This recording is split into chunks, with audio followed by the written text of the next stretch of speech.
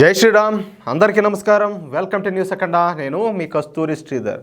నేను ఇంతకుముందు ఒక వీడియో చేసిన ఈ నెట్ఫ్లిక్స్ వచ్చేసి కాందహార్ హైజాక్కి సంబంధించి దాంట్లో పార్టిసిపేట్ చేసినటువంటి తీవ్రవాదులు వాళ్ళెవరు ముస్లింలు అన్నమాట.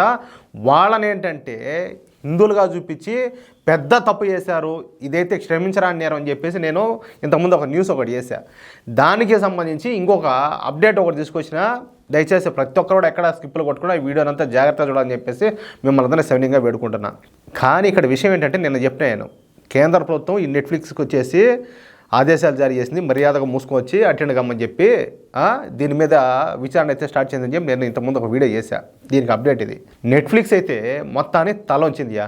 ఏదో ఎంటర్టైన్మెంట్ సినిమాలు అలాగే ఈ వెబ్ సిరీస్లో ప్రసారం చేసుకోకుండా వార్ యాక్షన్ చేశారు విపరీతంగా.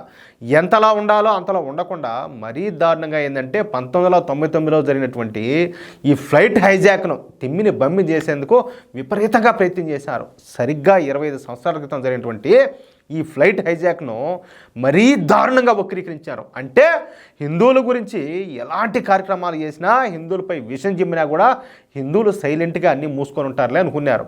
ఎందుకంటే హిందువులు వచ్చేసి వీళ్ళకి సహనం ఎక్కువ. ఏం చేసినా కూడా దేవుడిని తిట్టినా కూడా వీళ్ళు గమ్మున ఉంటారు, వాళ్ళ పాపం వాళ్ళు పోతారులే అన్నట్టు. ఆ విధంగా ఏం చేసినా కానీ చూచారులే అనేది వీళ్ళ ధైర్యం అనమాట. వీళ్ళు కావచ్చు ఇట్ట వాళ్ళందరూ ధైర్యం కూడా అదే. అదే కానీ మనం తిరగబడి ఎదురు తిరిగితే ఇంత ఉండదు. కానీ ఏంటంటే ఎంతసేపటికి మన స్వార్థంలో మనం బుడకాట ఆడతా, మనం ఎంతసేపటికి మనం కథలు చేస్తూ ఉంటాం. కాబట్టి ఏంటంటే వాళ్ళని తిట్టినా లేకపోతే వాళ్ళు పూజించే దేవుళ్ళు తిట్టినా లేకపోతే వాళ్ళ ధర్మాన్ని తిట్టినా కూడా వాళ్ళు పెద్దగా పట్టించుకోలే అని చెప్పేసి ఎవడికి ఇష్టారాజ్యంగా ఎవడి ఇష్టం వచ్చినట్టు వాడు మాట్లాడుతూ ఉన్నాడు అనమాట. అంటే హిందువుల గురించి ఎలాంటి కార్యక్రమాలు చేసినా, హిందువులపై విషం జిమ్మినా కూడా హిందువులు సైలెంట్గా ఉంటారులే అని చెప్పి అనుకున్నారు. కానీ హిందువుల్లో కూడా చైతన్యం వచ్చిందన్న విషయం మన దేశంలోని జిహాదీ గ్యాంగులకు అలాగే ఈ నెట్ఫ్లిక్స్ సంస్థకి అయితే తెలియలే. అసలు విషయానికి వచ్చాము. 1999లో నేపాల్ రాజధాని కాఠ్మాండు నుంచి భారత్ రావాల్సినటువంటి ఇండియన్ ఎయిర్లైన్స్ విమానంను తీవ్రవాదులు హైజాక్ చేసినారు. ఈ హైజాక్ చేసిన తీవ్రవాదులందరూ కూడా పాకిస్తానీ గాళ్లే. ఎవరు? జాంబీగాళ్ళు. పైపెచ్చి ఏంటంటే ఈ హైజాక్ చేసిన వాళ్ళంతా కూడా ముస్లింలే. వాళ్ళ పేర్లు వచ్చేసి వరుసగా ఇబ్రహీం అఖ్తరు, షాహిద్ అఖ్తర్ సయ్యద్, అలాగే సున్నీ అహ్మద్ ఖాజీ, అలాగే జహూర్ మిస్త్రీ, షాకిర్ ఖాను, వీళ్ళ పేర్లంతా కూడా ఈ తీవ్రవాదులంతా కూడా పాకిస్తాన్లోని కరాచీకి చెందిన వాళ్ళు అనమాట. అయితే ఇప్పుడు ఈ నెట్ఫ్లిక్స్లో రిలీజ్ అయినటువంటి ఈ ద కాందహార్ హైజాక్ అనే వెబ్ సిరీస్లో దీనికి విరుద్ధంగా ఉన్నది. అంటే హైజాకర్లు అందరూ కూడా ముస్లింలు అయితే ఈ వెబ్ సిరీస్లో మాత్రం హైజాకర్లు అంటే ఈ తీవ్రవాదులందరినీ కూడా హిందువులుగా చూపించినారు. పైగా వాళ్ళకు పేర్లు ఏం పెట్టారు తెలిసిన? బోళ, శంకరు, డాక్టరు, బర్గరు, చీఫ్ అని చెప్పి ఇట్లా పేర్లు పెట్టారు. అంటే ఒక తీవ్రవాద సంఘటనకు కారణం హిందువులు అని చెప్పేసి ఒక ముద్ర ఒకటి వేసేటట్టు, అంటే భావితరాలు కూడా అది నిజమని చెప్పి నమ్మే విధంగా ఈ వెబ్ సిరీస్ను రూపొందించారనమాట. ఇప్పుడు నేను ఒక మాట చెప్తా. 25 ఏళ్ల ముందు ఏం జరిగిందో ఇప్పుడు కొత్తగా వచ్చిన యువతరానికి ఏమి తెలుసు? వాళ్ళకి తెలియదు. అంటే వాళ్ళు దాంట్లో ఏం చూపిస్తే వీళ్ళు అది నిజం అనుకుంటారు. అంటే కాందహార్ హైజాక్ చేసింది వచ్చేసి విమానం హైజాక్ చేసింది వచ్చేసి హిందువులు అని చెప్పేసి ఇప్పుడున్న ఏదైతే యువతరం ఉన్నదో వాళ్ళంతా భావించే ప్రమాదం ఉన్నది. ఇది యువతరంతా ఇది తప్పుడు దాడి పరిచినట్ట కాదా? మీరు ఒకసారి ఆలోచించండి. కానీ నేను ఇక్కడ ఒక విషయం అయితే స్పష్టంగా చెప్తున్నా. ఇప్పటి వరకు ఏ ఒక్క హిందువు కూడా తీవ్రవాద చర్యలకైతే పాల్పడాల. అర్థమవుతుందా? ఏ ఒక్క హిందువు కూడా ఇలా అలగా వెధవల మాదిరిగా అయితే తీవ్రవాదులుగా మారలా. మన హిందూ ప్రపంచంలో ఒకవేళ ఎవరైనా కూడా తీవ్రవాదిగా మారితే వాళ్ళను అందరూ కలిసి దూరం పెడతారు, వీలుంటే పోలీసులకు పట్టించారు. కానీ జిహాదీ ప్రపంచంలో మాత్రం అందుకు పూర్తిగా భిన్నంగా ఉంటుంది. ఎవరైనా సరే తీవ్రవాదిగా మారితే వాళ్ళకు కావాల్సినంత సపోర్ట్ ఇస్తారు. అలాంటి తీవ్రవాదులకు పెద్ద ఎత్తున ఫండింగ్ ఇస్తారు. ప్రపంచం నలుమూలలో ఉన్న ఈ జిహాదీల నుంచి ఈ తీవ్రవాదులకైతే మద్దతు కూడా దొరుకుతుంది అన్నమాట. అది కూడా పెద్ద ఎత్తున. కానీ స్వచ్ఛమైన హిందూ మతంలో మాత్రం అలాంటి నిష్ఠ దరిద్ర పేదవాళ్ళకి ఎవరు కూడా సపోర్ట్ చేయరు. ఈ విషయంలో మనం హిందువులుగా పుట్టినందుకు గర్వపడాలి. అర్థమవుతుందా? ఒకవేళ ఎవడన్నా తప్పుడు ముండా కొడుకున్నా కూడా అందరూ కలిసి వాడిని కావాలంటే పోలీసు వాళ్ళకైనా పట్టిస్తారు, కానీ వాళ్ళకైతే ఎట్టి పరిస్థితుల్లో కూడా సపోర్ట్ చేయరు. ఏది ఇట్లాంటి లత్కోర్ పనులు కానీ చేస్తే.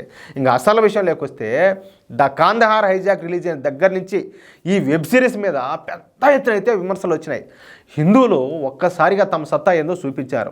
ఏదో జిహాదీల మాదిరిగా దాడులు చేయకుండా, అంటే వాళ్ళు చేస్తారు కదా, ఏది వాటిలన్నీ తగలబెట్టడం, వాళ్ళ ఆస్తులు ధ్వంసం చేయడం, లేకపోతే ప్రజలకు సంబంధించిన సామాన్యులకు సంబంధించిన వాటి మీద వాళ్ళ మీద దాడులు చేయడం, ఇవన్నీ వ్యతిరేకత రూపంలో రకరకాలన్నీ చేస్తారు. అవన్నీ చేయకుండా నెట్ఫ్లిక్స్ను ఆర్థికంగా దెబ్బతీయడానికి కంకణం కట్టుకున్నారు. దీంతో ఏంటంటే బాయ్కాట్ నెట్ఫ్లిక్స్ అన్న నినాదాన్ని సోషల్ మీడియాలో వైరల్ చేయడం ప్రారంభించారు. ఇప్పుడు నేను ఒక మాట చెప్తా, ఈ విషయం గతంలో కూడా చెప్పిన, ఎప్పుడైనా మన శత్రువులను దెబ్బ కొట్టాలంటే నువ్వేమో కత్తులు ఎత్తుకొని తుపాకులు ఎత్తుకొని లేకపోతే వాళ్ళ మీద ఇవాళ కదా చేసినట్టు రాళ్ళ దాడులు చేయడం, రప్పలతో కొట్టడం, లేకపోతే కాల్చడం, దహనాలు చేయడం, ఇవన్నీ ఏం చేయమని వాళ్ళ ఆర్థిక బలాన్ని కన్నా మనం దెబ్బతీయగలిగితే, అంటే వాళ్ళ దగ్గర ఏమి కొనడం కానీ లేకపోతే వాళ్ళకి ఏమి అమ్మడం కానీ చేయకపోతే ఆటోమేటిక్గా వాళ్ళు ఆర్థికంగా వీక్ అయిపోతారు. ఆటోమేటిక్గా అంతా ఓట అంతా పులుసు కారిందంటే అందరూ చక్కగా వచ్చారు. ఇప్పుడు నేను గతంలో కూడా చెప్పిన ఎగ్జాంపుల్, పాము దానికి కూకురునింది అనుకో ఒంట్లో బొස්සలు పడుతుంది.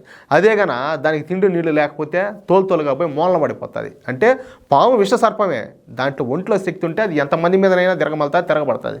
అదే ఆ శక్తి లేనప్పుడు మూసుకొని ఒక మూలబడి ఉంటుంది. ఇది కూడా అంతే.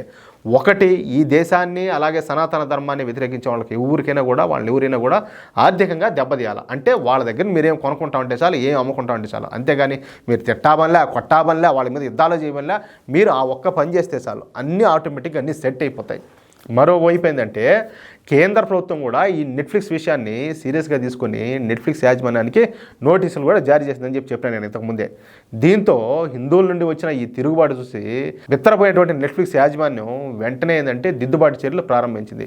హిందువులను తీవ్రవాదులుగా చిత్రీకరించడం తమ ఉద్దేశం కాదని, అందుకే దిద్దుబాటు చర్యలు చేపట్టినామని 1999లో కాంతకార హైజాక్ ఈ తీవ్రవాద పేర్లు వచ్చేసి డిస్క్లైమర్లో ఇస్తామని ఈ పని వెంటనే చేస్తున్నామని చెప్పి తెలియజేశారు. అంటే ఇక్కడ ఒక మాట చెప్తా, చాలా చోట్ల మనం చూస్తూనే ఉంటాం, అదేందన్నట్టు అంతే జుట్టు అందకపోతే కాళ్ళు, ఈ మాదిరిగా చాలామంది తయారైనారు. ముందు వచ్చేసి ఇట్లాంటివన్నీ కనీసం ఆడ మగో తేడా తెలియకుండా ఇట్లాంటి లంగా పనులన్నీ చేసేది.